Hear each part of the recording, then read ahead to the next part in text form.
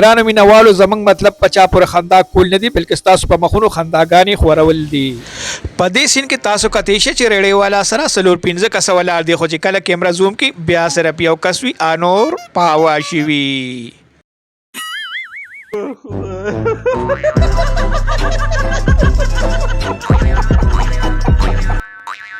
دلته کې د پولیس وین او درسلا خان جیب د پل د پاسه د بین سره یو ځای ودرېږي خو چې کله پاټ بدل شي او واپس راوالي نو ډېره لویه فاصله د بینچ او د جیب ترمنځ وي او دوی خو بیا دې سر ته ولاړ دي.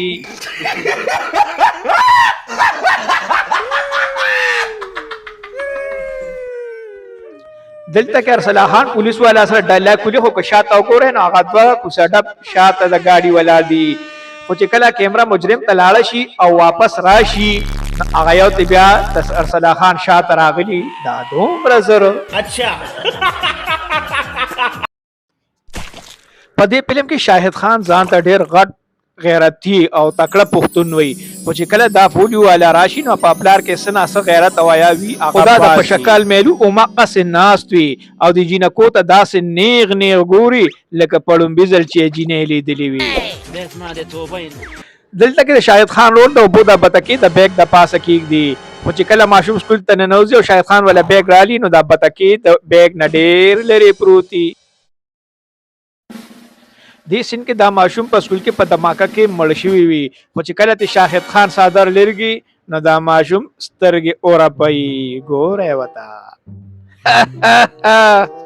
دلته کې د شاهد خان شاته څوک نه ښکاري خو چې کله شاهد خان روان شي او واپس شاته وګوري نو هلته خو جینۍ ولاړه ده. دلته کې پولیس والو د شاهد خان دا بوډا او کمزور پلار راګر کړی او په غټو غټو لوړونو یې وای خو د هغه په بدن باندې نه د لوړ نه خراله او نه د زخم را خراله.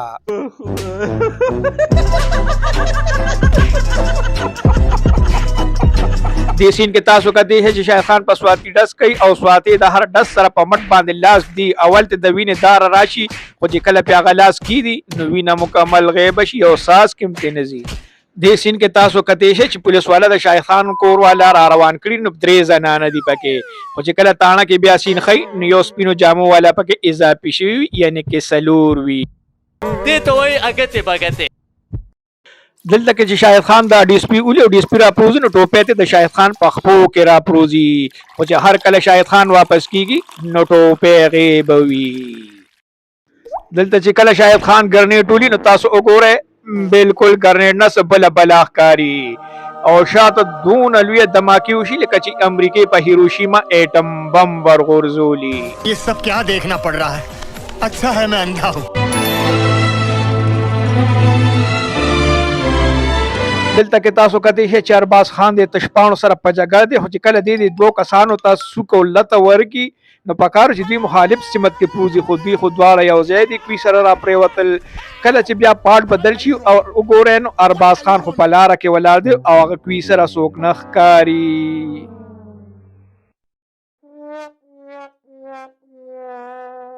لاس وپړقوئ او ویډیو لایک کړئ. دې سین کې تاسو کتی شئ چې د دې سړي په مخ باندې د زخم نښه نه ښکاري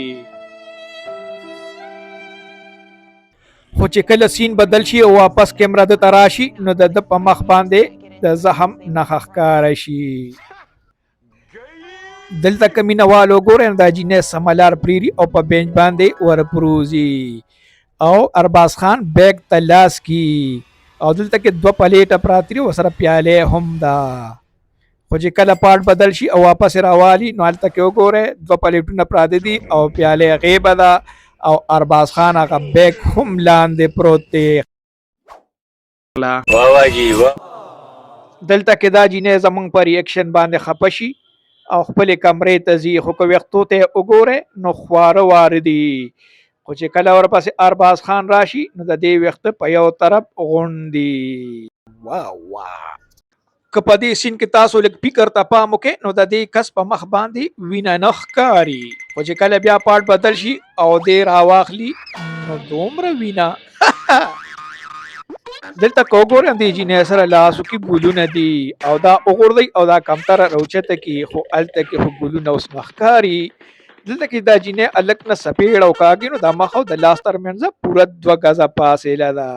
دلته چرباز خان د خپل ورور له سپېړه ورکړي نو تاسو ګورئ چې په مخه خوږ لاس باندې ولا سپېړه ورکړي هغه سم باندې نه.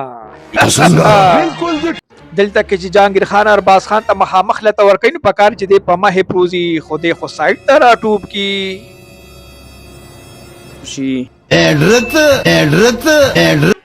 دلته کې چې کله ارباز خان جهانګیر خان ته لته ورکړي وغورځېږي نو نیغ ماشین له ورشي. د حیرانتیا خبره دا ده چې دا ماشین دلته د کومه راغی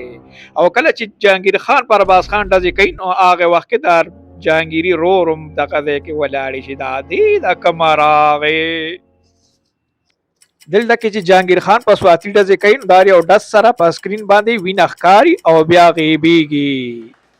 بله خبره دا ده چې تاسو لږ شان سوچ وکړئ دې ته او لږ غور وکړئ چې دا ماشین د رښتیاو دی او که د ټوکو دی او همیشه چې په ټوپک باندې ډز کیږي نو هغه په بره زور کوي خو د دې دا په لاندې زور کوي.